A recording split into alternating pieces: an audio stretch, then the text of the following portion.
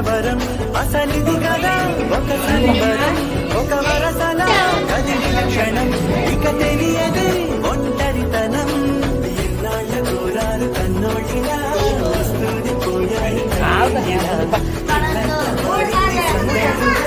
మీరంతా విందాని వందేమిరా మనవారే వెనకుంటే మరణాన్ని మరిచేది మనసంతా వెలుగేన ఇక చీకటెళ్ళింది తెల్లారి నవ్వుతోనే 10 మంది